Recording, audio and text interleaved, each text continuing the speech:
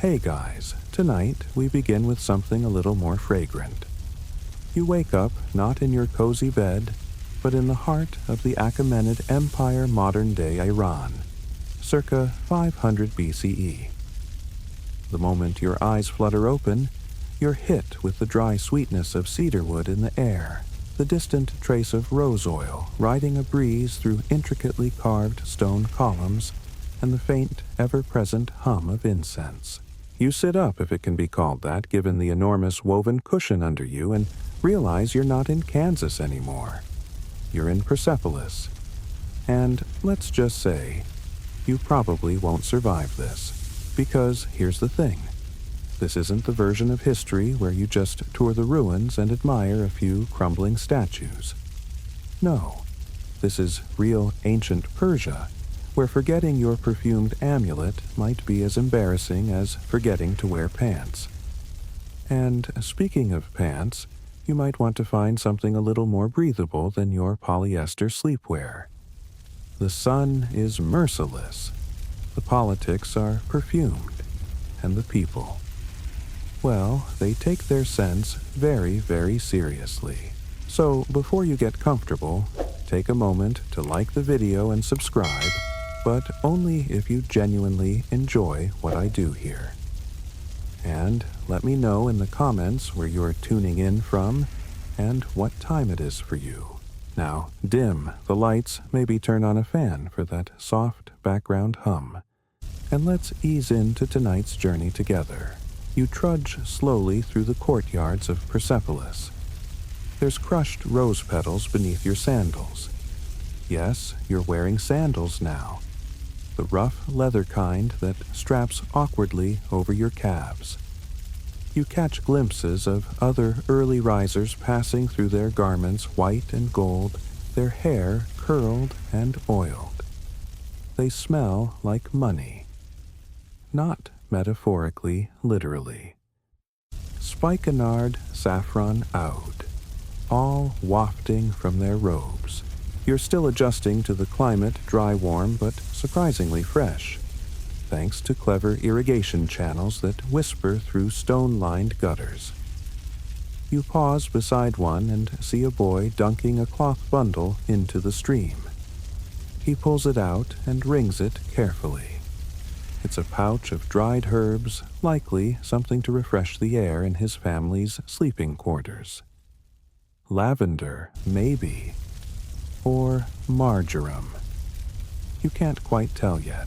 Your 21st century nose hasn't finished retraining itself for ancient politics. It's here, in this empire of scrolls and silks, that smell rules the senses, and occasionally even the vote.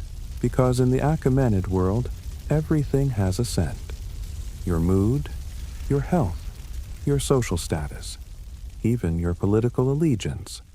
Want to signal loyalty to the satrap of Lydia. You might dab a bit of his region's signature myrtle oil behind your ears. Want to curry favor at court. Better show up smelling like the royal gardens in spring minus the bees. You enter a small courtyard where a group of attendants are dusting clay benches with rose water. One of them nods politely to you and offers a shallow bowl of something steaming and sweet early morning milk steeped with saffron and dates. You accept sip and feel the warmth stretch down into your chest. As you watch another man shuffles past holding a bundle of pressed resin. He pauses at a bronze brazier and tosses it in. Immediately, the air shifts suddenly thicker with a warm amber tang. This is no accident. Scent is being used strategically like lighting or music. You've just entered what might be the world's oldest mood room. Historians still argue whether this olfactory obsession was simply aesthetic or deeply spiritual. Some say scent was thought to bridge the material and divine realms, a way to tune the soul much like incense in temples. Others argue it was far more practical. Ancient Persia was a hot, crowded place and people just wanted to smell better. Fair enough. But as the day draws on, you start noticing something odd. Everywhere you go, people are sniffing things. Not just politely, like intently. Two men in tunics pass a folded cloth back and forth between them, each taking turns inhaling as though it were some kind of coded message. You see a woman pressing a locket to her nose before stepping into a columned hall. A priest lights a cone of something sharp and smoky, waves it toward a waiting crowd, and they respond not with cheers, but with synchronized nods. It's not paranoia. You are, in fact, witnessing a form of ancient information exchange. And you are just beginning to learn that this kingdom smells its way through everything, including decision-making. As you approach the central square, you feel the atmosphere tighten. Not tense exactly, but more focused. A crowd is gathering. Young scribes in starched linen hold bundles of rolled parchment. Older officials murmur over trays of glass files. A single word echoes through the space ra'i, meaning opinion or vote. You sidle closer, keeping to the edge of a cypress-shaded wall. A procession begins to form. Not a loud one, this is a solemn affair. In the center, 3 robed elders stand beside a marble plinth holding a shallow bronze basin. Within it, a cloud of smoke rises gently from layered resins, frankincense, myrrh, sandalwood. Then the cloths appear, dozens of them, each marked by a color and soaked in a different oil. The man to your left explains quietly it's the scent-based vote. Each cloth represents a different policy or candidate. Each scent has been pre-approved by the temple and court to ensure fairness. Voters approach the basin, select a cloth, and inhale. Then, silently, they drop their choice into a sealed urn, each one indistinguishable by sight but traceable later by scent. You blink. Is this real? You lean in. It is. The official beside the basin offers a choice vetiver jasmine or cinnamon. You hesitate. The vetiver smells like fresh rain and earth-grounded practical. Jasmine is sharp royal with a sweetness that lingers. Cinnamon bold, risky, a little too familiar. You take the jasmine. It's soft, almost powdery. It reminds you of your grandmother's attic, but warmer, richer. You drop the cloth into the urn and step back. You've just voted, and your breath smells like policy. You wander away from the courtyard, still slightly dazed. The jasmine-scented cloth lingers faintly on your fingertips.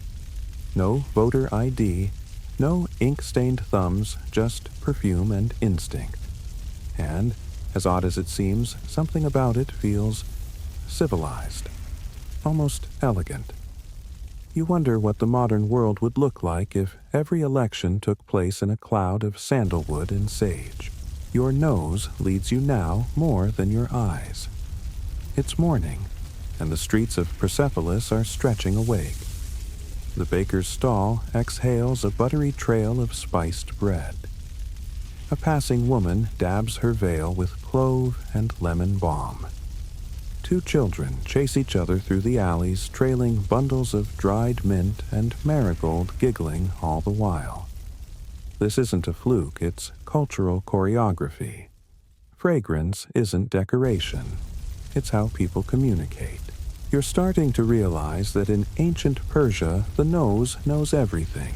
You duck into a shaded colonnade as the sun begins to climb. The air grows cooler, but no less scented. In fact, here the smells are sharper. This is the quarter where household perfumes are blended and sold, and each stall offers a new olfactory adventure. Crushed myrrh paste, distilled hyssop oil, resin cubes wrapped in linen. It's less Sephora and more spiritual pharmacy, though the line is fuzzy. An elderly merchant spots you sniffing the air and waves you over. He speaks slowly, proudly, introducing you to his pride and joy, a 3-layer scent he calls Desire of the Oasis. It's vetiver on the bottom, rose in the middle, and wait for its simmered apricot peel on top. You raise an eyebrow. He shrugs. Smell is memory, he says. You remember what you vote for. Historians agree on this much: the Achaemenid elite believed smell could shape behavior. There are records of courtroom oaths being taken beside specific incenses, and of royal messengers tasked not only with delivering orders, but carrying a sachet of scent associated with the sender. A signature by smell. Think of it as the ancient world's version of a verified checkmark. But you're not just sniffing history. You're living it. Because today is a public festival, a minor one, true, but a perfect excuse for nobles to parade through the avenues and out-scent one another. A procession forms in the distance. Musicians, dancers, and perfumers balancing bronze bowls of steaming mixtures.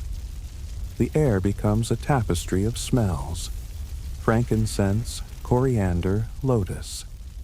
Somewhere between a parade and a giant group aromatherapy session, you follow them, walking through waves of perfume that feel like chapters in a story. Each is slightly different, but builds on the last. Cinnamon for alertness. Rose to soothe the heart. Lemongrass for protection. You begin to notice that people don't just smell these scents, they react. They pause, nod, breathe deeper. It's as though the city is voting continuously with its lungs. One nobleman, in particular, catches your eye. He wears 6 rings each, a different polished stone, and walks with the kind of slow precision that says, "Yes, I know you're watching." Every few steps, a servant waves a fan soaked in musk behind him. Not to cool him down, this is for branding. Everyone who walks behind him will think of him when they next smell musk. It's not politics, it's marketing. And you're still the wide-eyed foreigner, trying to understand why your nostrils feel like they're running a marathon. You pause beside a fountain, trying to clear your head. Or nose. A young woman is rinsing herbs beside you, lavender thyme, and what smells like crushed date pits. She sees your confusion and laughs softly. "In your land," she says gently, "do you vote with your hands?" You nod, unsure where this is going. She grins. "Here, we vote with memory." You forget what your fingers touch, but you always remember what you smell. Is that true? You think back. The jasmine cloth, the apricot perfume, the temple incense, they've left deeper impressions than any speech or slogan could. There's some modern science behind this too, oddly enough. Olfactory memory is tied directly to the limbic system, your brain's emotional archive. Ancient Persians didn't have MRIs, but they knew something worked. Which raises a question: were they onto something, or were they just really into smelling good? Historians still argue whether the olfactory culture of Persia was an intentional philosophy or a side effect of available trade goods. With access to India's spice routes, Arabia's resins, and Egypt's distilleries, Persia may have simply been drowning in aroma and decided to run with it. But intentional or not, it became a language, and one that governed everything from flirting to legislation. You begin to notice this everywhere now. Children are taught to recognize key scents before they can read. A teacher nearby runs her students through scent drills. Nutmeg means royal decree. Saffron means blessing. And a sharp, minty tang you don't recognize makes them all giggle. She scolds them lightly, waves her hand, and a puff of rose hits the air. They immediately straighten up. That's the scent of discipline, apparently. Even punishment, mild punishment, don't worry, is aromatic. Offend a noble. You might be banished from the perfumed courtyards for a week. A social death sentence, really. One satrap is said to have outlawed all citrus scents for a month, just to irritate a rival who loved orange blossom. Passive aggression, but with lemon. You chuckle to yourself, watching as the parade winds down and the streets return to their regular rhythm. In the shaded stalls, men and women haggle over tiny bottles as though they were gold. Which, to be fair, some of them are. You stop and breathe. The air now carries a quieter scent, earthier, calmer. Sandalwood and dried fig leaf. The city, like you, is easing into midday. And soon, someone will call for another vote. By now, your sense of smell is doing the heavy lifting. Sight secondary. Sound.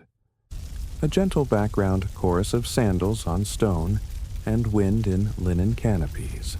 But scent. That's how you navigate. You're back inside the palace precinct now. Not the throne room that comes later, but a lesser audience chamber one used for meetings with regional governors, visiting diplomats, and the occasional especially influential camel merchant. The walls are carved with shallow reliefs of lions, cypresses, and winged figures. There's gold, but not too much. This isn't about ostentation, it's about presence. And presence in Persia is scented. As you take your place along the marble wall, a hush settles over the room. Someone important is coming. He enters like a breeze before a storm. You don't see him at first, you smell him. First comes ambergris, warm, animal strange. Then sandalwood, clean, dry grounding. Finally, a whisper of something green and sharp, maybe galbanum. Whatever it is, it reaches your brain before your eyes catch up. This is Darius III, King of Kings, builder of roads, sender of satraps, the man who made coinage cool and organized the empire like a filing cabinet, and apparently the man who smells like a forest made of incense. He doesn't speak immediately. He doesn't have to. Instead, an attendant walks through the rows of listeners with a shallow dish gently fanning smoke into the air. The scent is neutral, resinous, calming, designed to equalize the room. To clear the collective palate, as it were. Once the air settles, Darius nods slightly. Only then does the discussion begin. This, you learn, is standard practice. Before any serious decision, the scent of the court must be set. Different emperors preferred different blends. Cyrus liked warm spices. Xerxes went heavy on myrrh. But Darius uses scent like punctuation. Every shift in tone, every topic pivot, is accompanied by a new fragrance drifting through hidden braziers, or waved in from perfumed scrolls. Yes, scrolls. You spot one now unfurled gently by a scribe. The wax seal breaks with a little puff of clove and honey. The message is read aloud, but the scent is just as important. It's from Lydia, you're told, and their satrap favors a nice.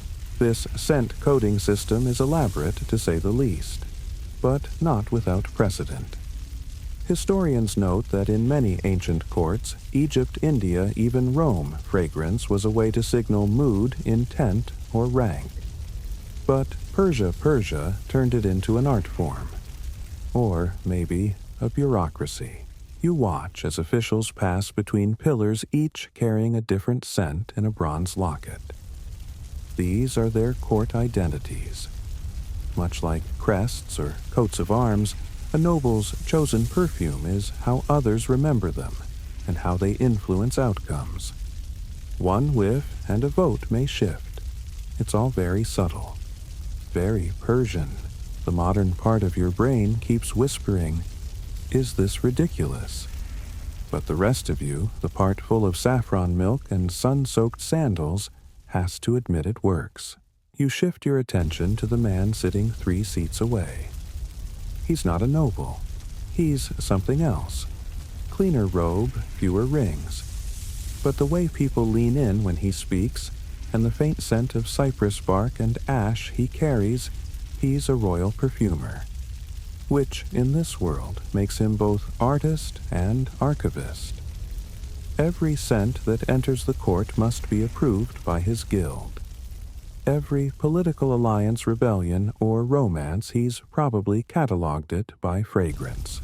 You watch him sniff a cloth handed to him, frown slightly, then whisper something to an aide who takes it away. Rejected. Not persuasive enough, perhaps. Historians still debate how formalized this system was. Some argue it was ritual, only symbolic gestures, not binding votes. Others insist that entire decrees were scent-coded and only valid if inhaled in ceremony.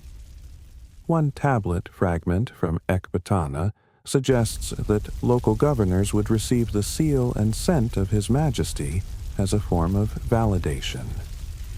Others dismiss this as poetic flourish. But here now, in this imagined but deeply researched moment, it's real. And somehow oddly dignified. You're handed a cloth again. This time it's light and cool mint and crushed lotus. A proposal for irrigation reforms. You inhale. Not bad. You think of thirsty fields, sun-baked soil. The scent says, let's fix this. You drop the cloth in a basket. Another vote cast. The meeting winds down with a wave of cedar and quiet chanting. Darius rises, nods once, and leaves the chamber. As his scent fades, so too does the urgency of the moment. The court exhales. The scent of consensus is sweet and warm basil, maybe. You can't quite place it, but it feels like agreement. You wander outside again, past pillars that shimmer with mica and sun. The air here is different. Fresher. Less perfumed. For now, you sit on a bench. The stone is warm, the breeze gentle, and your nose. Well, your nose is learning diplomacy. A passing child runs by holding a stick dipped in honey and sprinkled with dried thyme. A makeshift treat. He grins and waves. You smile, realizing that here in ancient Persia, even playtime has a scent. Your feet carry you across smooth stone paths, now warmed by the sun. Your robes, yes, you have those now trailing just above the sand. There's a certain ease to walking through Persepolis now, a rhythm to the day. You inhale, you interpret, you move.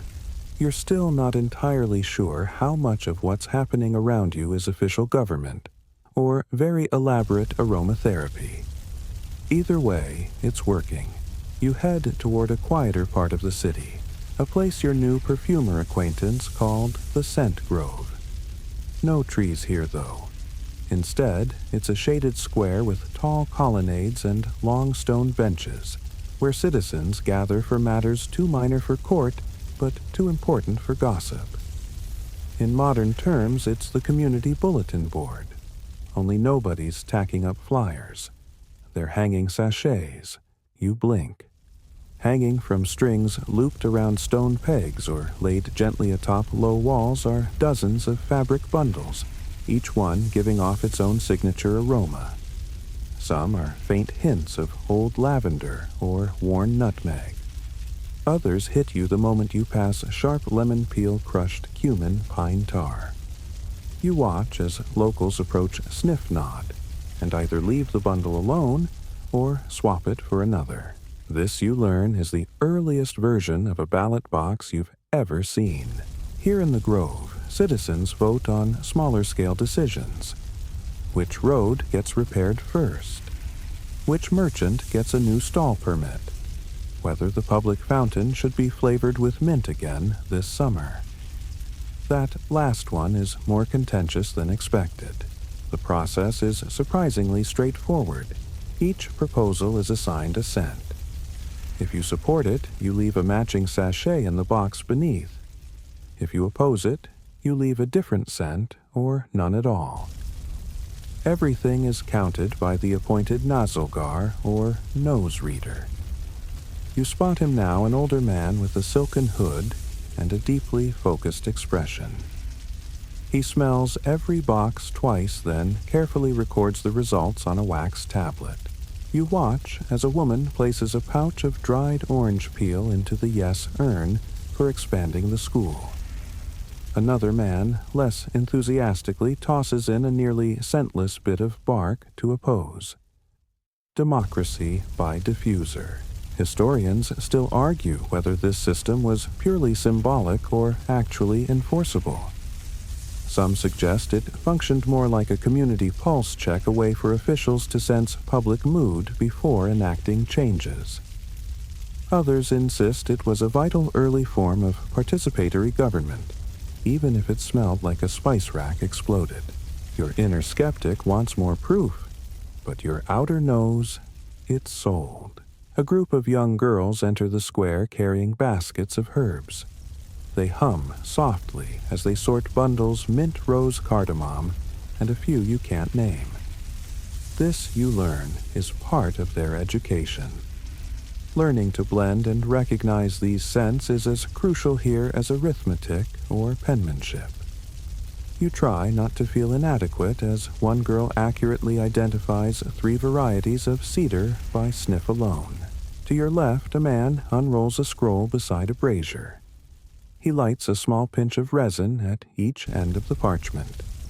A gentle cloud rises, cool and peppery. The scroll, once infused, is passed around the gathered voters. They read, then inhale, then decide. The vote is in the breath. A few yards away, a heated discussion breaks out over a particularly pungent proposal, switching the town's incense supplier. Apparently, the new blend is too bitter like regret, according to one old woman. Another insists it smells like opportunity. Someone laughs. The tension breaks. A small sachet is exchanged as a peace offering. You guess it smells like compromise. You walk through the square, slowly letting the smells guide your thoughts. Cinnamon and basil prosperity and loyalty. Fennel and lime peel speed and clarity. There's something oddly reassuring about it all.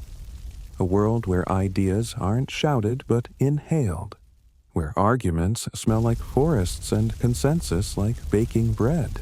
A young scribe joins you on the bench, his ink-stained fingers delicately holding a pouch of camphor and rose. He glances sideways, then says, "They say one's true beliefs are in the breath. You can fake a signature, but not a reaction." You nod slowly. You're starting to get it. In this world, scent is both signal and truth. And it's not just for civic debates. Even social hierarchies, it turns out, are scent-tiered. Different classes are associated with different fragrances, not in law, but in expectation. Merchants might favor spiced citrus to suggest cleverness. Soldiers often wear resinous woods for strength. Nobles, well, they smell like money, literally. Gold leaf sometimes shows up in their perfumed oils, not for any olfactory benefit, just for shine. Subtle, right, you glance back at the grove's central urns. They shimmer slightly in the midday light. No shouting, no speeches, no televised debates.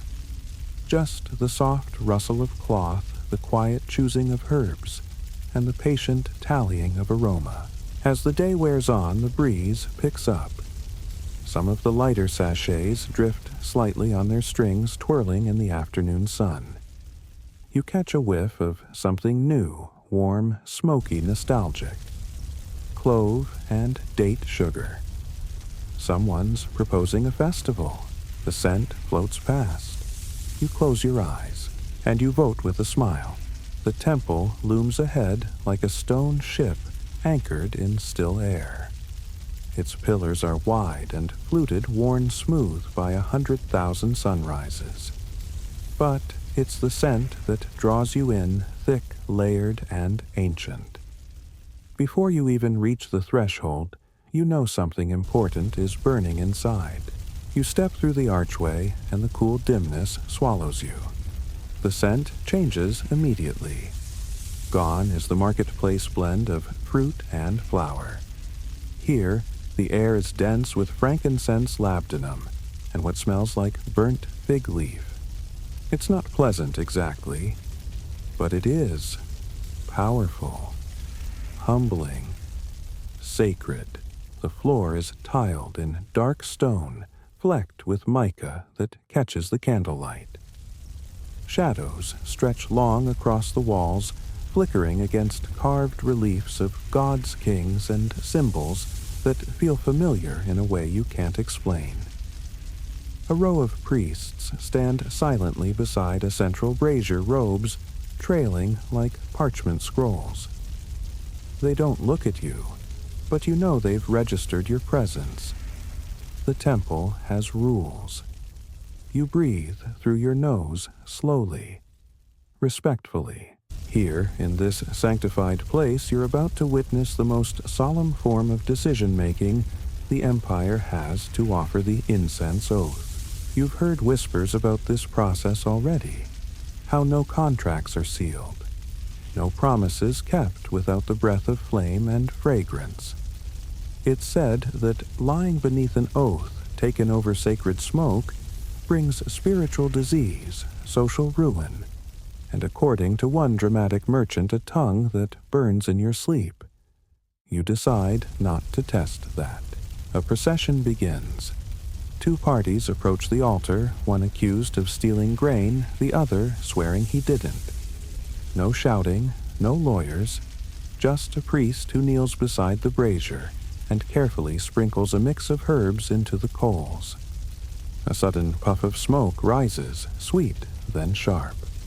Everyone leans in, inhaling together. This is the ritual moment. Both parties breathe in the oath scent. Then, hand over heart, they repeat a phrase in Old Persian you barely understand.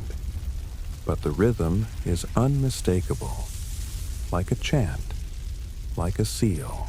The smoke is believed to carry their words to Ahura Mazda, the highest deity in the Zoroastrian faith. If they lie, the gods will know. If they speak true, the scent binds their words like wax seals on a letter. And once sealed by smoke, it's settled. Historians still argue whether these rituals were widespread or limited to priestly courts. Some suggest the idea of incense as a divine witness was borrowed from Babylonian practice. Others claim Persia originated the entire concept of breath binding. Regardless, the symbolism is unmistakable and the people believe in it. A priest passes near you carrying a tray of small resin cakes. Each one represents a different category of dispute, property, marriage debt, inheritance. They're color-coded and lightly perfumed. It's not just bureaucracy, it's olfactory filing. You're invited to sit beside a young woman preparing for her own oath ceremony. She's nervous, fidgeting with her sash cheeks flushed. She explains that her uncle is contesting her right to inherit a vineyard. She insists the claim is false. The priest approaches, holding a vial of thick oil infused with saffron clove and a note of almond. Truth for land, he murmurs. She inhales, then whispers her oath into the smoke. Her hands steady. Moments later, the uncle does the same. The crowd leans in. No one speaks. The smoke curls upward, indifferent and elegant. You can't help but think how this would play out in your own world. Imagine modern courtrooms replaced by quiet temples. Imagine jurors gently sniffing evidence. Objection overly musky. you stifle a smile, and yet the core of it works. There's gravity in it, a sense that breath matters, that promises mean more when they're spoken not just with the mouth but through the nose. A priest extinguishes the brazier. The room dims further. The two parties bow and step back, verdict pending divine guidance, and a council of elders who will interpret the ritual signs. You follow the crowd out, blinking in the sun. The air outside is jarringly fresh cypress and dry wind. You realize how much the temple's perfume had pressed on your senses. It was heavy, yes, but meaningful.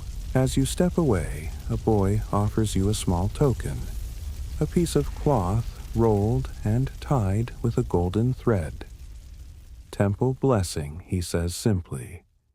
You sniff, it's the same almond clove scent from inside. A reminder, a seal, a promise in cloth. You tuck it into your belt, just in case. Wandering again, you realize how many layers there are to this system. Scent isn't just decoration. It's an archive, a warning, a celebration, and a verdict. The temple has shown you the weight of aroma in matters of truth. A bell rings somewhere in the distance. Not loud, just enough to catch attention. Another vote is beginning, and this time you're ready. You follow the sound of that distant bell through winding alleys, guided less by direction than by scent. The streets of Persepolis bend and branch like tree roots, but the moment you catch a drift of sandalwood layered with sharp pine smoke, you know you're close. This isn't the grove or the temple. This is the Divan-e-Bazgasht, the Assembly of Return, or more casually, the People's Circle. It's a semi-formal space where regional leaders gather with community delegates to make decisions. Not empire-wide decrees, but still weighty things: trade routes, grain storage, temple funding. And today, they're deciding where to build the next canal.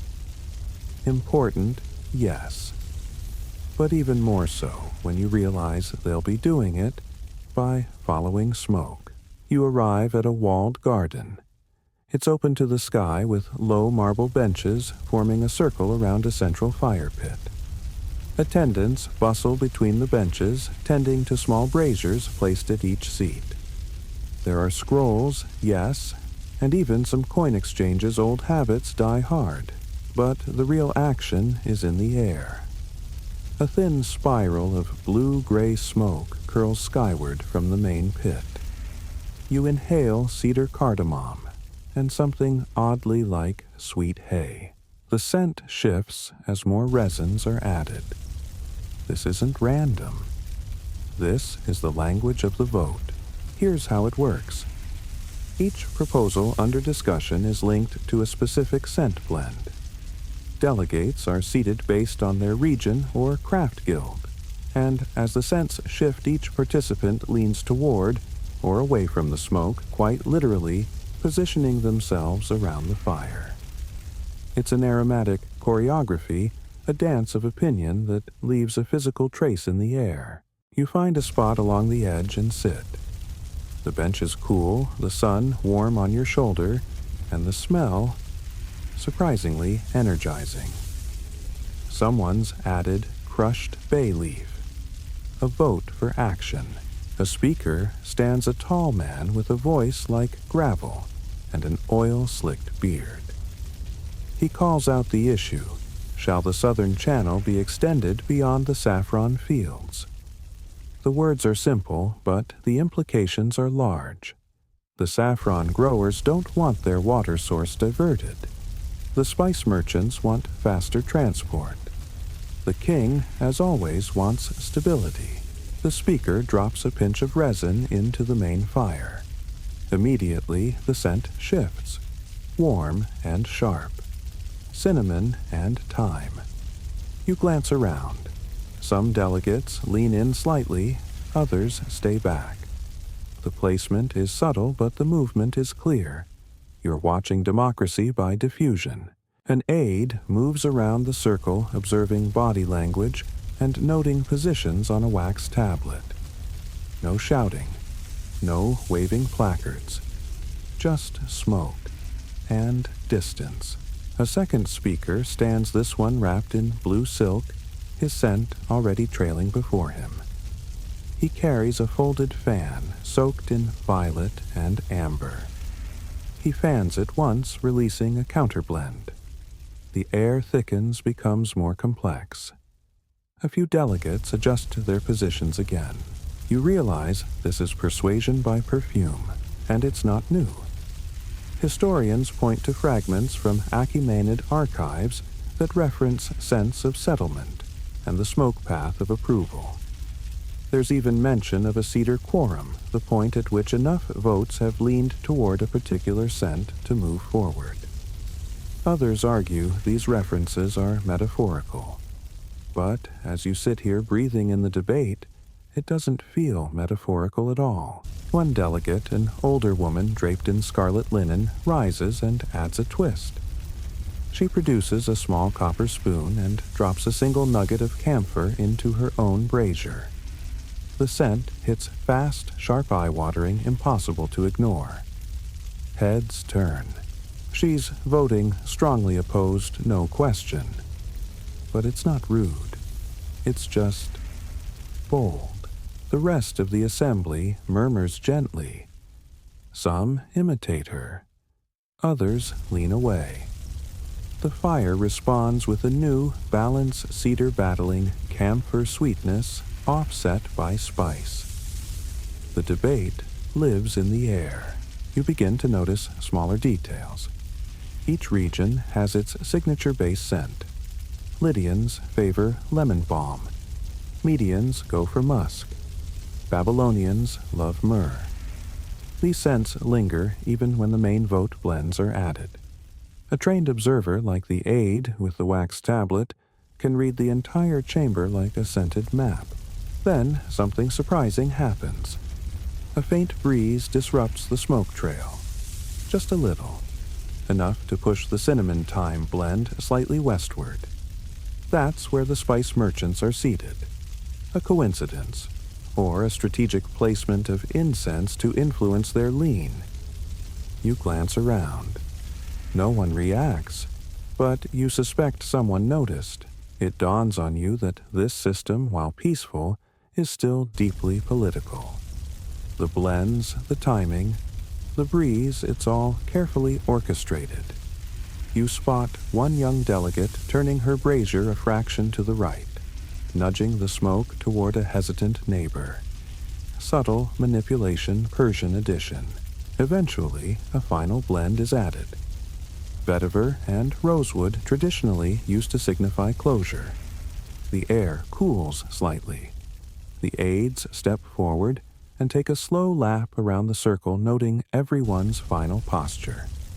The vote is tallied not with hands, not with words, but with bodies and breath. The speaker announces the result. The canal will extend, but only to the edge of the saffron terraces, with compensation offered from the royal treasury. A compromise carried on smoke. Applause doesn't follow. Just a soft exhale from the group. You can almost feel the garden breathe. As the assembly disperses, an attendant offers you a cloth. It's infused with the final blend vetiver and rosewood, the scent of consensus. You press it to your nose and walk back into the world a little more convinced that maybe, just maybe, politics doesn't always have to stink.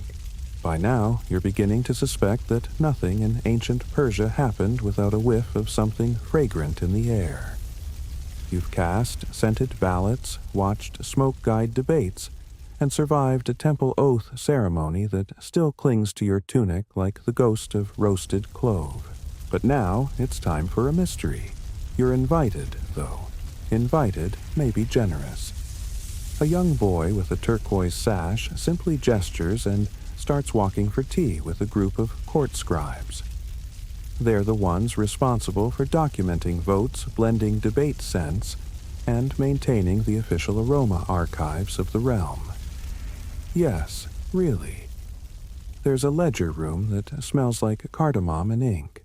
The scribes meet in a shaded portico behind the library, a quiet space with cushioned dates and gently simmering jugs of rose tea. You join them, nod politely, and sit.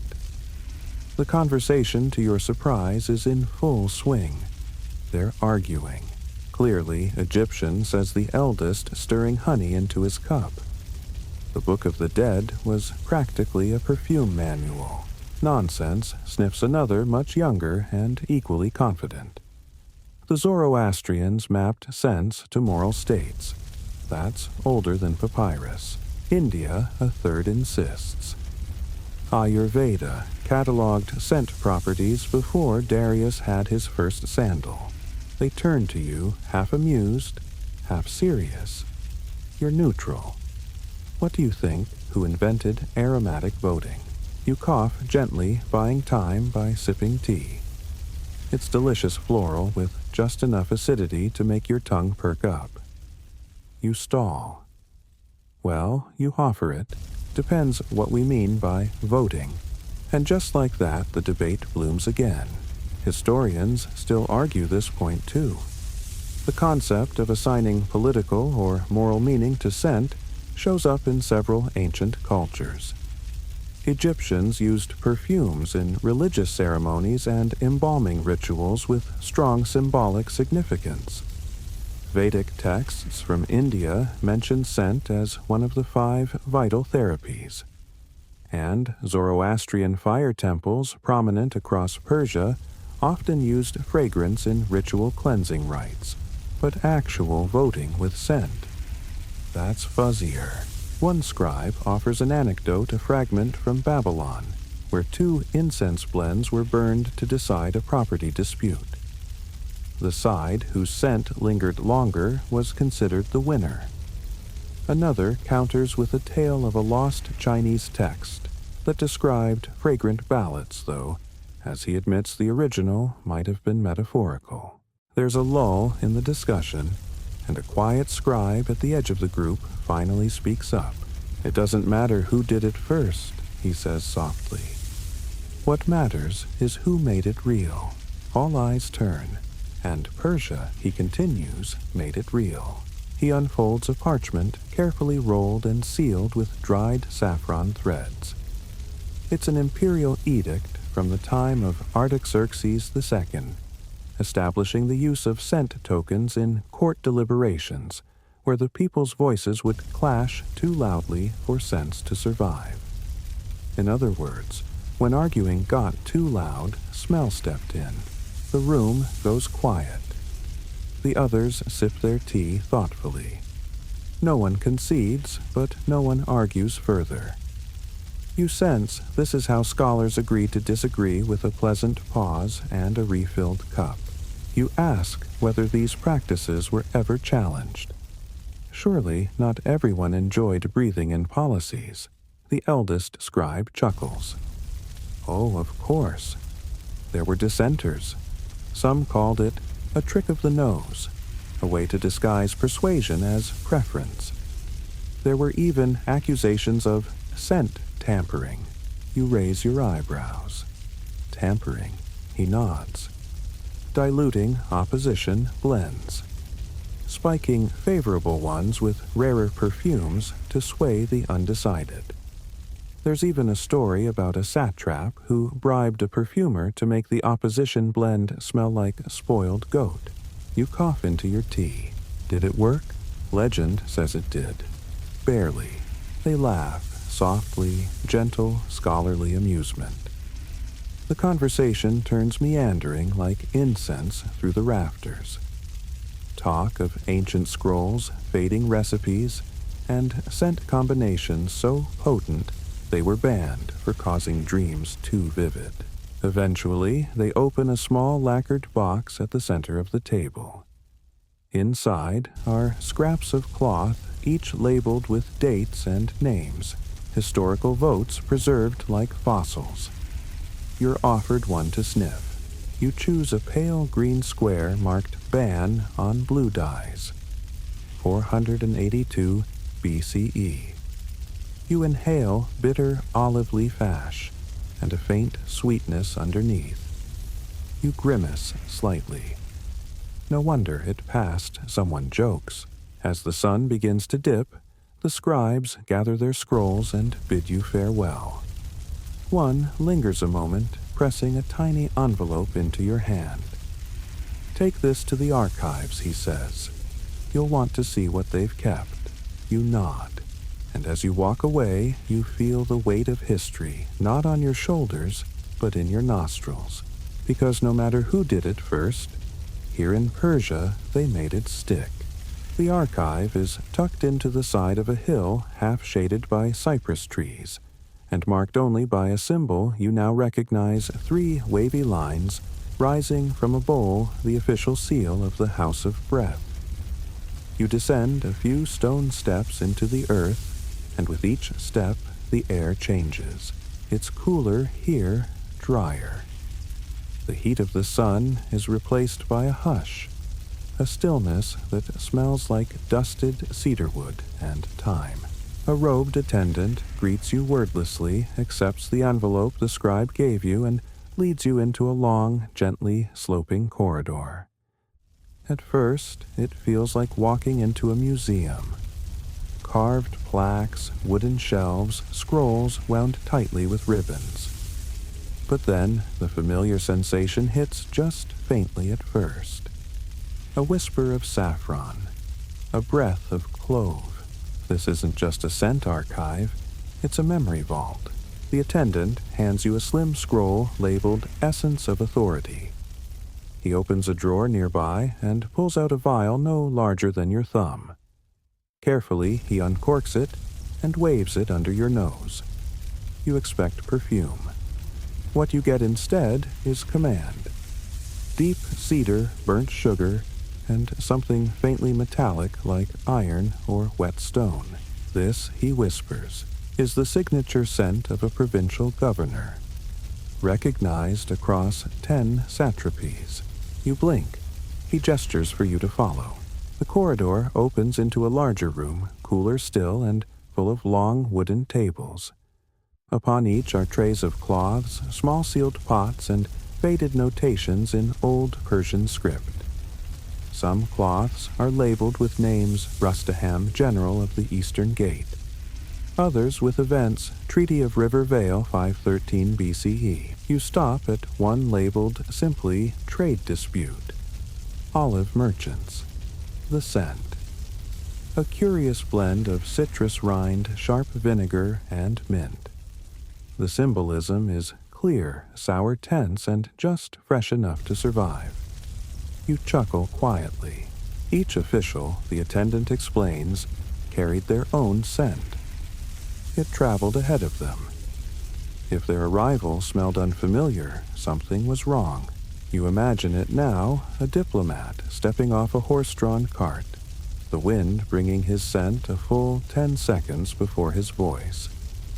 Entire rooms prepared to react not to his words, but to his essence. Historians speculate about this practice often. Was it truly that formalized? Was it consistent? Some believe it functioned as a kind of olfactory badge, non-forgeable, non-transferable. Others argue it was largely psychological, a way to calm alert or manipulate a room without speaking a word. Regardless, in this place, scent equals identity. You're guided to a back corner, where the most sensitive blends are kept. Not because they're dangerous, though one box does come with a warning etched in bronze, but because they carry the weight of decisions that changed lives. One such vial is marked Rebellion at Asher Ridge. The blend was worn by a satrap whose overly aggressive tax plan sparked a revolt. You smell it harsh, pine-scorched pepper, and a bitter undertone that makes your throat tighten.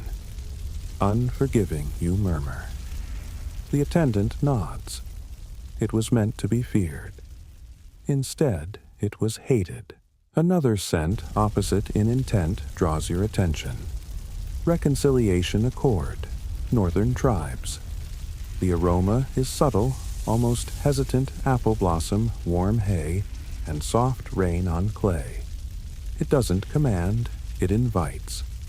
This one, the attendant says, was worn by a messenger sent to build peace after 5 winters of silence. You linger there a moment, breathing it in. It smells like hope. Eventually, you arrive at a display unlike the others. It's a large, shallow bowl carved from alabaster, surrounded by votive stones. In the center rests a preserved scroll flanked by 3 tiny vials. The plaque reads, "The Edict of Scents, Year 18 of Darius I." This, the attendant says, is the document that standardized the use of fragrance across the empire. Not just for politics, but for identity law and diplomacy. Each scent listed corresponds to an official office the Chancellor of Grain wore nutmeg and date oil. The High Judge of Persepolis vetiver lavender, and a rare root known only as silver thread. You shake your head, stunned. You thought this had been theater ritual perhaps, but informal. But here is proof rules, recipes, even penalties. Forgery of scent shall be met with loss of office, the scroll reads. You ask, could someone fake a scent? The attendant hesitates. Perhaps. But scent isn't just chemistry. It's memory. You can copy a perfume, but not how it makes people feel. A pause hangs in the cool air, thick with history. You realize that in this world, people didn't just inhale, they remembered. The way you remember a childhood room, a loved one's scarf, a fire in early winter. You exhale slowly, grateful. Because in ancient Persia, power didn't just walk into the room. It arrived on the breeze. You step back into the afternoon sun, carrying something you hadn't expected clarity. Not about history goodness. No historians are still scrapping over half of what you just inhaled, but about how ancient Persians experienced the world. They didn't just look at power. They smelled it. And now you're about to follow one of the most aromatic and secretive threads of this scented tapestry. The royal eunuchs. Yes, them. In modern imagination, they tend to show up as silent shadows in long corridors. But here, in the Achaemenid court, they're everywhere. Record keepers, messengers, guards of the harem, handlers of secrets, and, as you're about to learn, masters of coded fragrance. You're led not by invitation this time, but by sheer curiosity toward a quieter wing of the palace. The colonnades here are narrower. Fewer people pass, and the air has shifted again. Not loud like the temple, not formal like the archive. Here, the scent is elusive. One moment it's jasmine and smoke. The next, myrrh and linen. It's like trying to follow a story that changes endings every time you blink. You round a corner and see them, 2 eunuchs seated on woven cushions beneath a stone awning. One is oiling his wrists with a small bone applicator. The other is folding slips of parchment, each dusted with a powder so fine it vanishes when touched. They glance up, amused, not alarmed. You're clearly no threat. The one with the applicator tilts his head, then pats the stone beside him. You look lost in the nose, he says. His voice is smooth, patient. Come sit. You do. He holds out the applicator. You lean forward to smell. It's sharp and clean, something like mint, but drier. Then it fades, leaving a bitter trace. That, he says, means, do not trust the next message. Wait, what? He smiles at your expression. In the court, not all communication is spoken. Some of us specialize in scent that says what the tongue cannot. And suddenly the puzzle clicks. You remember the scarf the eunuch carried in the temple. The odd oil pressed into a wax seal. The messenger whose coat smelled like dried fruit even in winter. These weren't just personal choices. They were signals. There's a code, you ask. Oh, yes, he replies. Several, in fact. Regional, temporal, sometimes seasonal. He gestures to a small lacquered box and opens it to reveal rows of narrow vials. Each is labeled not with names, but with symbols. An eye, a falcon, a cracked bowl, a crescent. You're shown 3 examples. The falcon blend is warm cinnamon orange peel crushed almonds. It signifies urgency. A message delivered with that scent is expected to be opened immediately, no matter who carries it. The cracked bowl is subtle clay stale wine and a hint of rose. It signals that the content of the scroll has already been compromised, or is politically risky. It's a warning. The crescent smells like nothing at all. It's a blank blend. That one you're told it means ignore this message. It's a decoy. Your mind spins. Historians do mention scent use among royal messengers, but few records remain intact. The eunuchs rarely wrote anything down. Their entire job was discretion.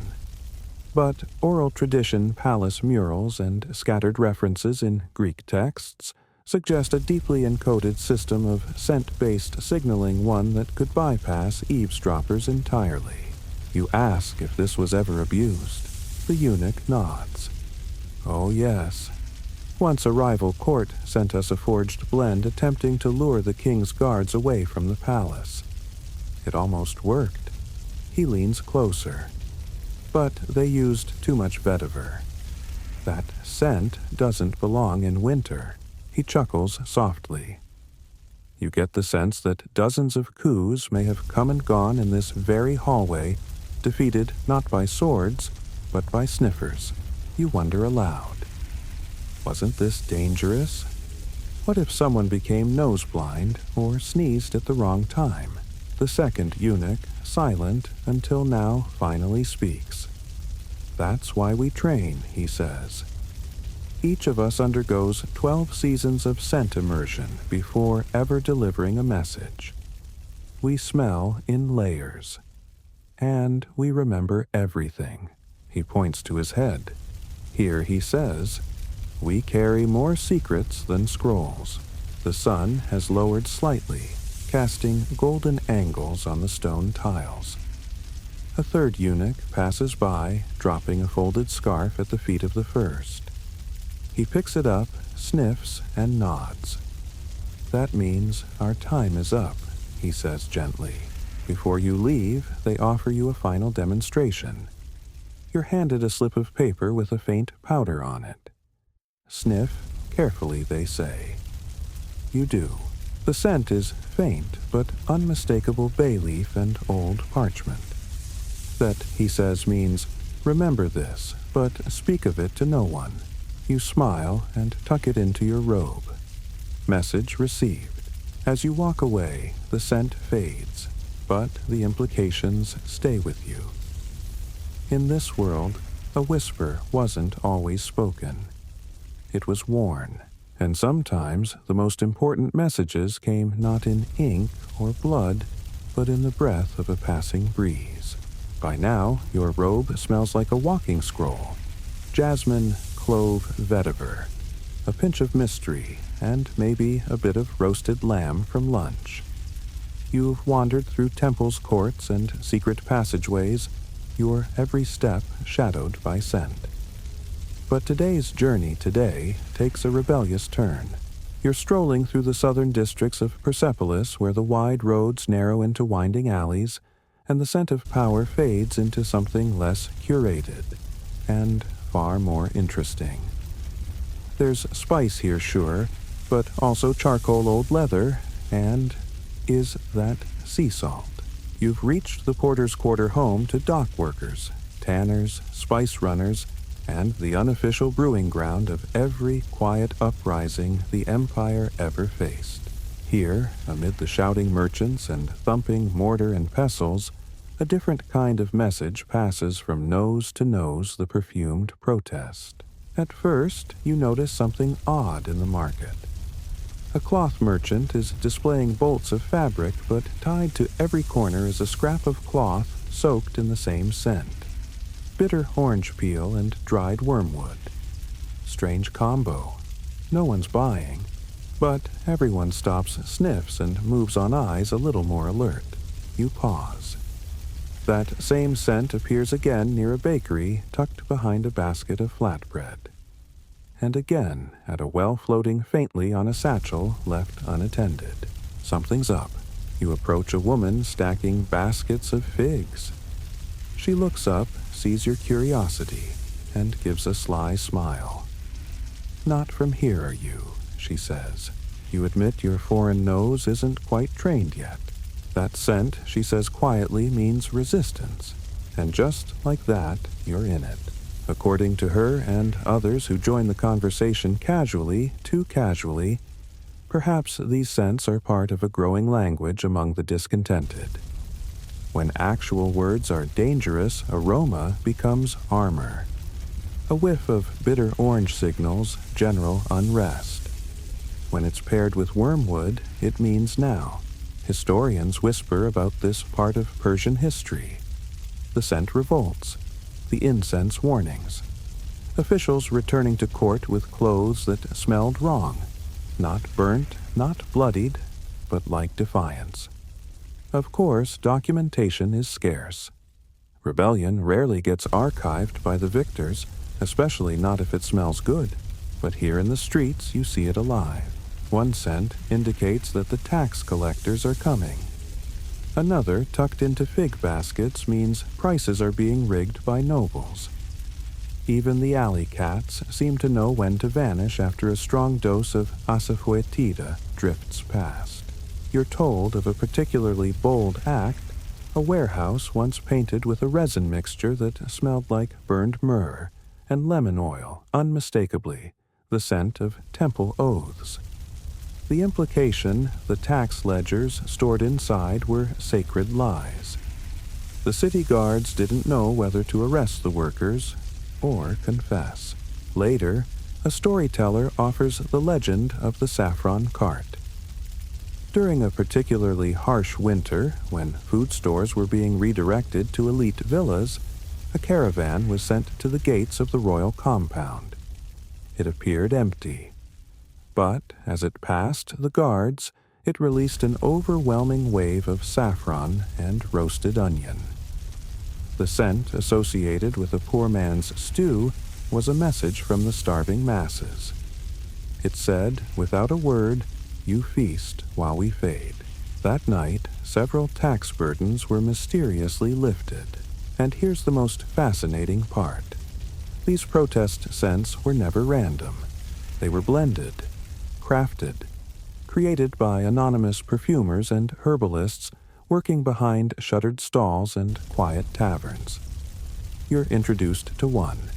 He's maybe 50, his beard tinted with henna, and his robes speckled with crushed herbs. He shows you his tools, files, sieves, folded silks, and explains how rebellion is built not with swords, but in ratios. Too much cinnamon, he says, and they think you're just selling soap. Too little, and they miss the message. He hands you a cloth. It smells like dust, sage, and ink. That one, he says, means, watch the scribes. You laugh, but he doesn't. He leans in. Most revolutions begin with ledgers. Not every protest ends in fire. Some end in reform. A shifted decree, a removed governor, a scroll rewritten after a long night of breathing in public disapproval. Still, it was risky. One wrong blend, and you weren't sending a message, you were inviting execution. So the perfumers worked in layers. 2 sense for safety, a third for urgency, a fourth to confuse imperial sniffers. Oh yes, there were officials trained to detect rebellion by scent. They patrolled the markets, raided apothecaries, sometimes even carried falcons trained to react to certain oils. You scoff, but someone swears it happened in Ecbatana. Falcon screeched at sandalwood, and feathers flew. And yet the rebellion scents persisted. Because they weren't just messages, they were survival. As you leave the porter's district, your nose buzzing with pepper vinegar, and unspoken truths, a boy runs past you. He drops a cloth in your hand, grinning. You sniff it. It's simple, just crushed rose petals and dust. What does this mean, you ask? The woman from earlier answers without turning around. It means we haven't given up. You leave the rebellious alleys behind the scent of wormwood, still tickling the back of your throat. It's dusk now in Persepolis, that slow moment where the sun sinks into the stone, and everything takes on a golden glaze. The air has changed again, cooler, gentler, but still heavy with layers. And just when you think the day can't surprise you further, someone takes your wrist. It's a soft touch, not urgent. A man in a plum-colored tunic and silver sandals gestures with 2 fingers, "Follow me." You hesitate, then follow. You're led through a quiet courtyard flanked by high walls. There are no guards here, but somehow it feels more watched than any palace chamber. Eventually, you're ushered into a long hall, lit only by narrow lamps and the blue flicker of evening. This, you learn, is the place no one talks about out loud. This is where perfumed bribery is born. And, oh, it smells divine. You don't want to like it, but you do. The air is practically velvet. Rose attar and saffron butter swirl together with resinous oud, and something unmistakably expensive. Maybe ambergris. Maybe power. You're not sure anymore. The room is lined with low couches. On each rests a noble, a scribe, or someone whose jewelry is just a bit too quiet to be casual. Conversations are soft. Smiles are tighter than silk, but everyone's nostrils. They're working. You're brought a goblet-cooled wine, steeped with crushed mint and honey. The servant bows low and says, "For clear judgment." You suspect that's ironic. Here, in the semi-visible corners of power perfume, is currency. And you're about to watch it buy everything. A scribe approaches a well-dressed merchant olive robe, pomegranate embroidery, and a scent that says, "I've eaten lunch in 4 provinces today." The scribe leans in and offers a folded square of fabric. The merchant sniffs it, hesitates, then raises 2 fingers. That's it. Deal struck. You have no idea what just happened, but something definitely did. You ask your guide what that scent meant. "Favor," he says. Specifically a promise to expedite a land deed. You blink. By sniffing it. He shrugs. If the cloth had smelled of fennel and ash, it would have meant delay. You laugh. He doesn't. "Serious business," he adds. And it is. In this world where every scent carries symbolic weight, perfume becomes not just signal, but leverage. Offer the right scent to the right official, and maybe that zoning approval gets pushed through faster. Maybe your caravan gets waved through checkpoints. Maybe your taxes mysteriously recalculate themselves with additional consideration. Historians tread carefully here. While references to scented offerings appear in letters and ledgers, it's hard to separate gift from bribe in ancient texts. A noble might claim he honored the steward with cinnamon and silk. Was that thanks or payment? Hard to say when cinnamon costs more than silver. But what's less debatable, there were scandals. Your guide lowers his voice and tells you of the sandalwood affair. A perfumer was accused of altering a voting scent one used in a temple deliberation to include rare white sandalwood from India. The result, a surge in support for a tax relief proposal, which just happened to benefit his cousin's shipping company. The priesthood investigated. They sniffed the cloths. They confirmed the blend. The perfumer was banished. His cousin promoted. You wander further into the room. Near a back wall, you find a table lined with scrolls. Each is sealed not with wax, but with dried herbs pressed into oil. These are voting records, or more accurately, scent logs. They record which fragrances were used in which assemblies, along with outcomes. Cinnamon rose military funding increased. Vetiver juniper mining expansion denied. It's a statistical perfume journal. A man nearby is matching these logs to trading records. You ask why. Follow the scent, he replies. You'll find the silver. You begin to see it all clearly now. The voting cloths, the council braziers, the coated scarves. It all begins with intent. But sometimes that intent gets scented. Strategically. Not everyone is honest about their blends. Your guide tells you about cloaked scents, fragrances designed to resemble one thing while containing something else entirely. A cloth might smell like temple cedar, but be infused with civet to trigger aggression. Another might mimic court incense while laced with opium flower to sedate. These weren't just perfumes. They were tactics, and detection, that was its own art. The Empire trained what were essentially olfactory auditors, officials whose entire job was to confirm the scent integrity of ballots and ritual spaces. They could sniff out a doctored sachet faster than you could say, "I didn't inhale." But of course, even they had their price, and their own favorite smells. The deeper into the room you go, the more nuanced it becomes.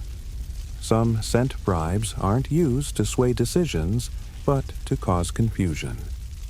One merchant is rumored to have flooded a council hall with two similar, but subtly different blends, so delegates would forget which cloth meant what. Chaos ensued. His rivals lost track of their votes. His proposal passed by mistake or perhaps by design. You finally reach a small alcove, curtained and quiet. A display case holds a single vial. This, your guide says reverently, is the most dangerous perfume ever blended in the Empire. It looks harmless. Pale golden, almost floral. It smells like trust, he says. They used it once to sway a commander into surrender without bloodshed. Did it work? Yes, he whispers. Too well. He never led again. You back away, slowly, unsettled. As you leave the hall, the scent of saffron and promises clings to your collar. You feel both wiser and slightly compromised. Because here in the soft shadows of power perfume, doesn't just say who you are. It whispers what you want. You step out of the hall of scented favors with your thoughts in knots and your senses slightly overwhelmed. The sky above Persepolis is now deepening into that indigo hue that seems to stretch time itself. Lanterns begin to glow behind carved shutters. The wind carries 1,000 whispers, some of incense, some of cinnamon, some of fried lentils. It turns out that after politics and power games, the people of Persia turned to something more grounding, the spice bazaars. You follow your nose, your trusty compass by now, and soon find yourself at the edge of a sprawling market, lit by oil lamps and burning cones of resin. Unlike the perfumed halls and high temples, this place is alive. Loud, a bit sticky, gloriously human. You've entered the marketplace of smells, where scent is livelihood language and lesson all at once. The first stall you pass is an explosion of saffron threads, cinnamon bark, and dried lime slices so pungent your nose twitches involuntarily. The vendor sees your reaction and smiles. Too bold for you. You should smell the next tent. You're intrigued and a little afraid. Here, in this vibrant corner of the empire, fragrances are used not to vote or bribe, but to educate, to train the public, to keep noses sharp for the real decisions. Each stall is like a miniature school. A woman shows you how to crush dried rose petals and sesame seeds into a calming sachet. Used before family councils, she says. A boy dips parchment into date syrup and dusts it with clove powder. This, he grins, we use to prank the spice inspectors. You're not sure whether he's joking. You stumble upon a perfumer's guild tent, where scent apprentices, some as young as 10, are being tested. Each is blindfolded, presented with 2 vials, and asked to identify which one means neutral and which one signals urgent. One boy guesses wrong and wrinkles his nose dramatically. Laughter erupts. He bows deeply and grins. Today, his job is to memorize the difference. One of the guild masters explains the test to you. They must learn to trust their noses before they can trust their tongues. She offers you a small test of your own. 2 cloths. One is soaked in a simple rosewater blend. The other has an extra drop of vetiver. You sniff both. This one you say, pointing confidently. She tilts her head. Interesting. You chose the scent used to stall policy proposals. Oops. Around the next corner, a musician plays a reed flute surrounded by small bowls of resin. As each note changes, an assistant sprinkles a pinch of new incense into a tiny fire beside him. The result? A symphony for the nose. First lemon balm, then fig leaf, then a pungent burst of asafoetida that sends 2 pigeons fluttering from a nearby awning. Someone claps. You do too, though your eyes are watering. You turn down a side lane and find a stall unlike the rest. No shouting, no open jars. Just a woman in a green shawl sitting behind a series of covered pots. She gestures for you to sit. In front of you, she lays 5 closed bowls and instructs you to lift each lid only briefly and describe how it makes you feel. Not what it smells like, what it feels like. You oblige. First bowl, warm, comforting, like a memory of bread. Second, sharp, a warning, your shoulders tense. Third, like wet soil, honest. Fourth, laughter, a festival you're not sure. Fifth, stillness, heavy, like a goodbye. She says nothing, just nods, and slides a scroll toward you. It's blank. You have your votes, she says. You just need to find your questions. Poetic maybe, but not wrong. Historians occasionally reference market rituals like these. Scent drills, as they are called in a few recovered texts, were public exercises meant to strengthen cultural memory. In an empire as large as Persia, stretching from the Indus to the Aegean, a shared language of smell was more useful than you might think, especially for travel. Many merchants couldn't read, but they could recognize blends. A token dipped in a certain oil might mean safe passage. Another might signal drought ahead. In this marketplace, those tokens are everywhere, hanging from carts braided into camel harnesses hidden in scroll cases. Each one has meaning if your nose is trained to receive it. You catch the scent of cardamom and rust unusual. A boy nearby explains, that one means bandits nearby. You blink. Do you really think that works? He shrugs. It scares someone. The sun finally slips below the rooftops, and the market begins to close. Sellers pack their scented goods into waxed cloth. Apprentices snuff out their incense. A baker with flour still dusting his eyebrows hands you a small loaf laced with honey and anise. For the walk home, he says, "Let your breath be sweet." You smile, and as you wander back into the cooling night, the scent of roasted cumin follows you like a friend. You've seen power and protest courts and codes, temples and secret messages. But here, in the marketplace, smell belongs to everyone. It's how the empire keeps itself whole. The streets of Persepolis are quieter now. Lanterns flicker on doorways. Soft music curls out of courtyards. You move through the city more confidently than before, eyes half-lighted, breathing through your nose like it's the most natural thing in the world. And then you enter a courtyard where the air shifts. Not just the scent, though, that changes too. It's more subtle now, finer, deliberate, like walking into a whisper made of flower petals. You've stepped into the quarters of the noblewomen, and here fragrance doesn't just float. It moves things. You hear laughter before you see anyone. Light, clear, perfectly timed. As you pass through an archway draped with gauze, you find yourself in a circle of reclining couches, where silk-clad women lounge beside braziers, fanning themselves lazily with sprigs of dried herbs. You hesitate. Someone pats the cushion beside her. You look like you've spent the day sniffing politics, she teases. You nod. They nod back knowingly. Because here in these inner circles of luxury and lineage fragrance is no less political than in the royal court.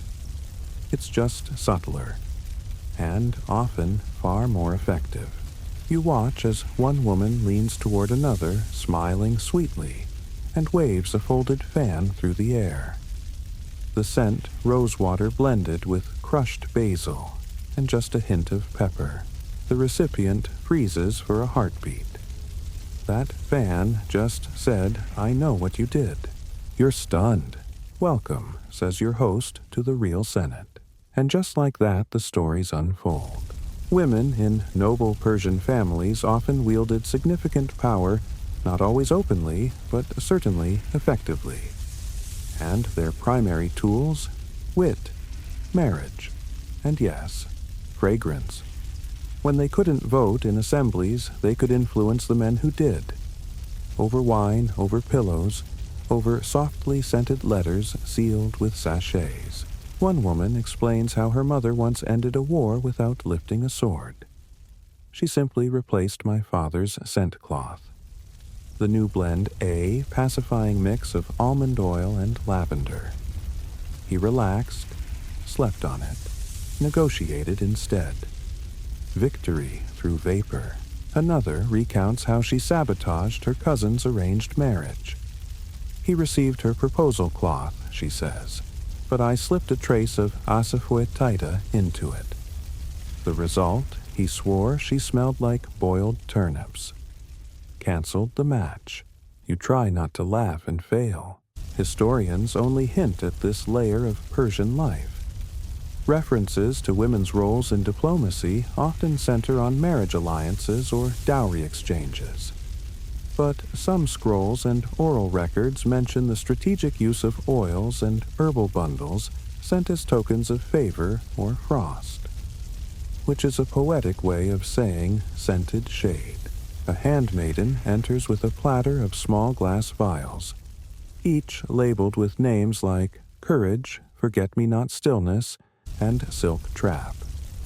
Guests take turns dabbing them on their wrists, each trying to outmaneuver the last with subtle signals. You're handed one marked Whisper. It smells of fig leaf and fading myrrh. You feel introspective just holding it.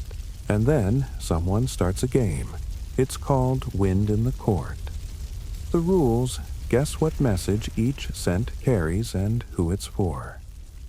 Loser must tell a personal secret. The first vial is passed. The scent musk and rose power and romance. To the general's son, someone guesses. Nods of approval. Another pine and burnt orange peel. A warning. For the merchant who thinks he's clever.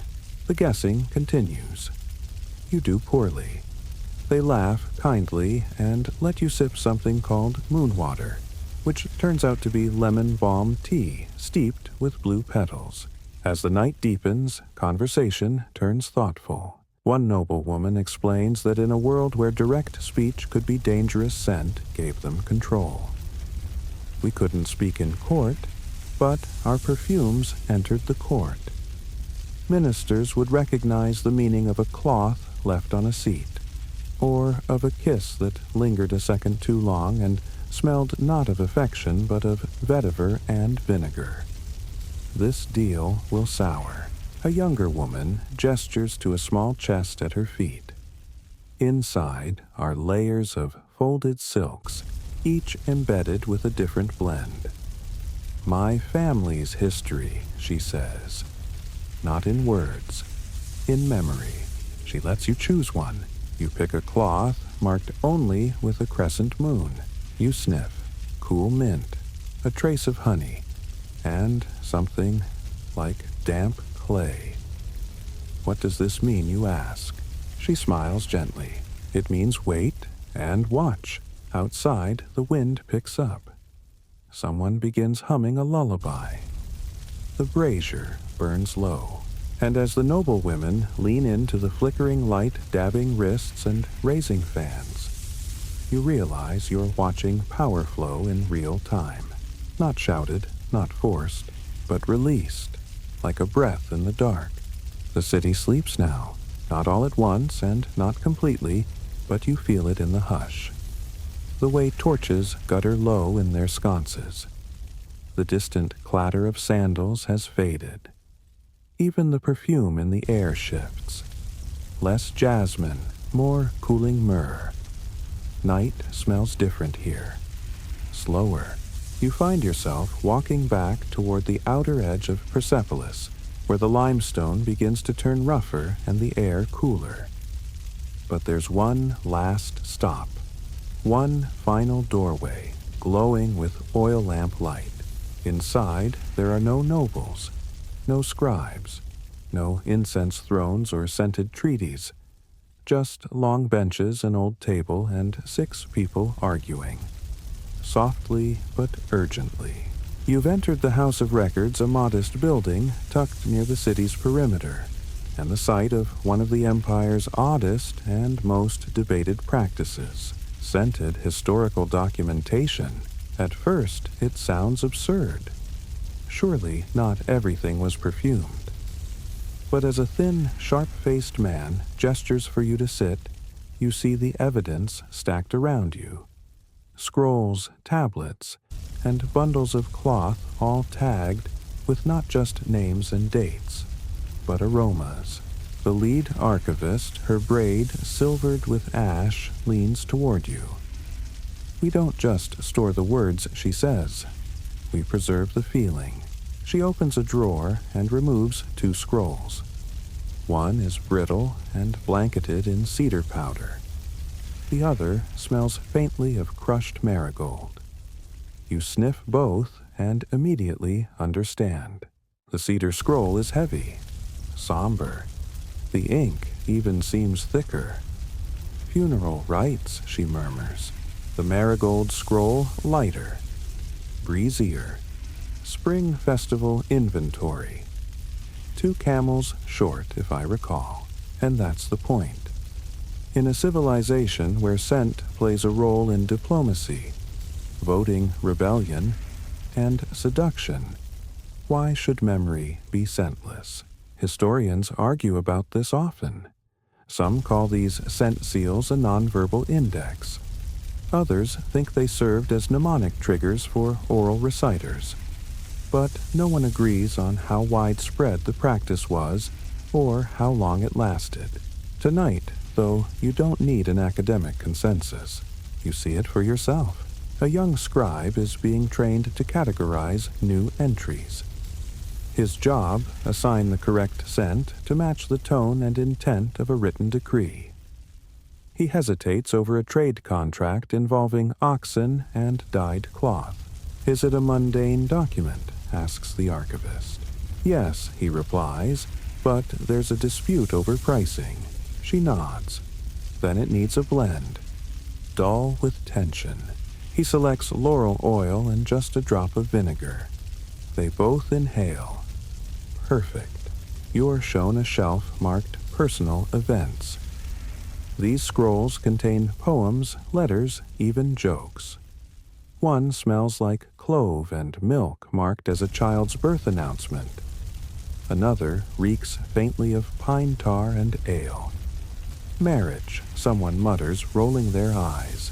You ask how the scents are preserved. Carefully, they reply. Some are infused into the ink. Others dusted onto the scroll before sealing. A few use layered packaging sachets tied in waxed pouches, unwrapped only under specific conditions. And yes, it has led to mistakes. A scroll misfiled with a romantic blend once caused an envoy to misinterpret trade negotiations as flirtation.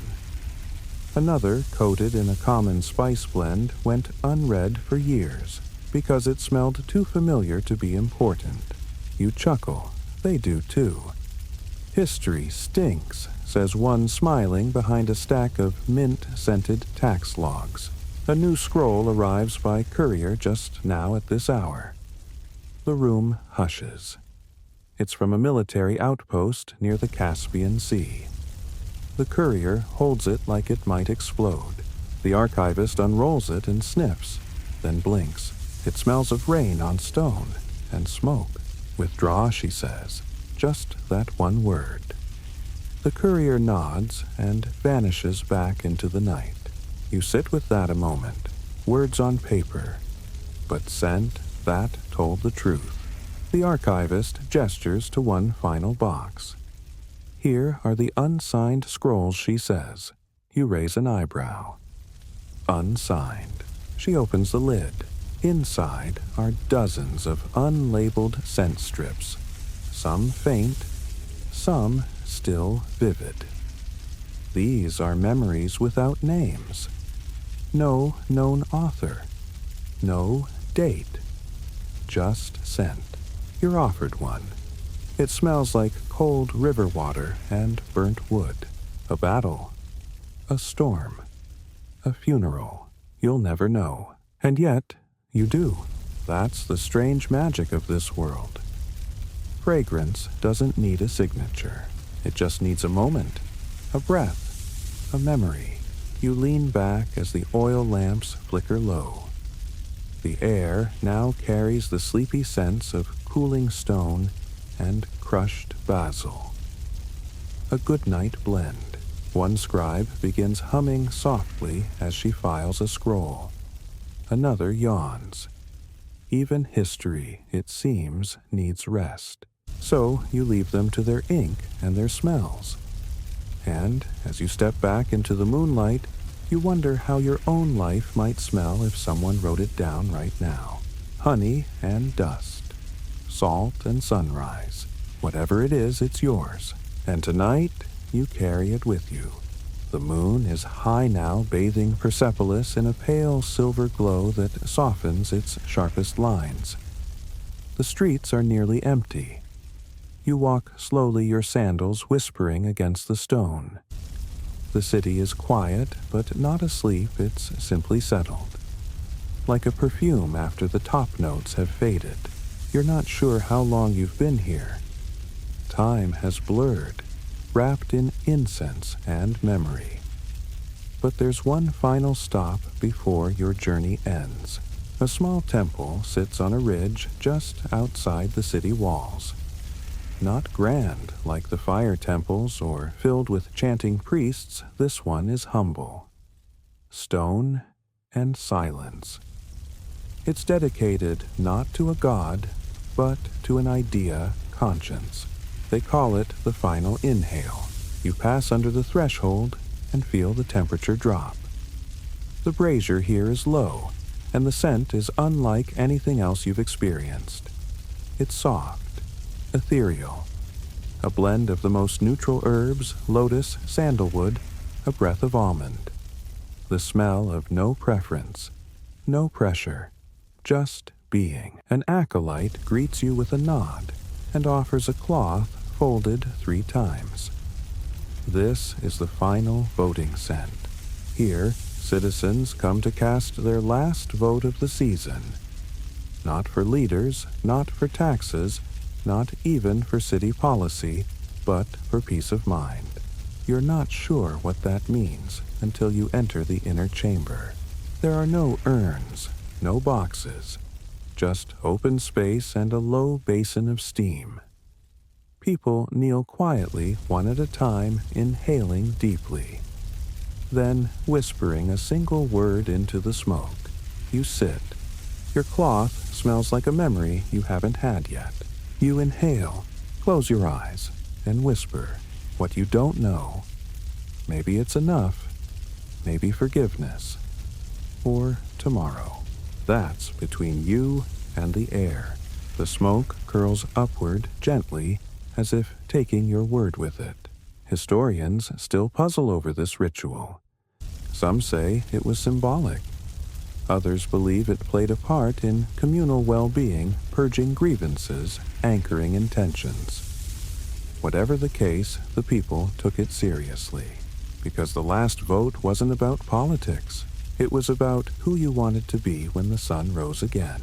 You linger. The temple doors open behind you as someone else enters. You don't turn. The moment is too soft to break. Eventually, you rise. Outside, the first hints of dawn stretch along the horizon. The air smells of dew and dust. The city is just beginning to stir. You walk slowly through the streets, past shuttered stalls, perfumed courtyards, and slumbering dogs curled beside clay lanterns. A breeze lifts your collar, and for just a moment you think you catch a trace of the very first scent you breathed upon, waking in this strange, beautiful place. Jasmine, maybe, or maybe it's just memory playing gently on the edges of your sleep-heavy mind. You reach your quarters, pull your robe close, and lie down. The city fades behind your eyelids, and the last thing you feel is the breath of incense, soft and low. Let yourself sink. You've walked through marble halls and sunlit courtyards, followed trails of saffron, rose, and cedar.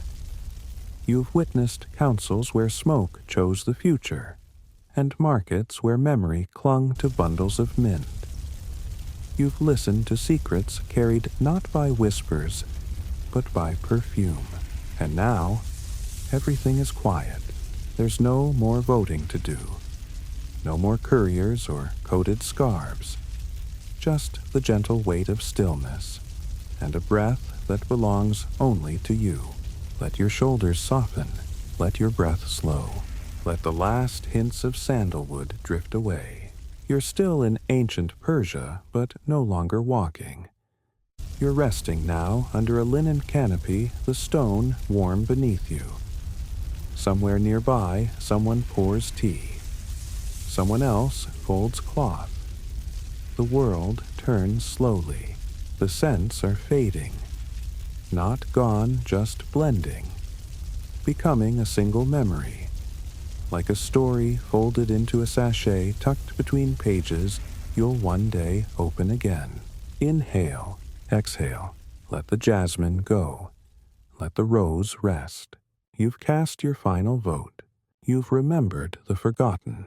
And now you sleep,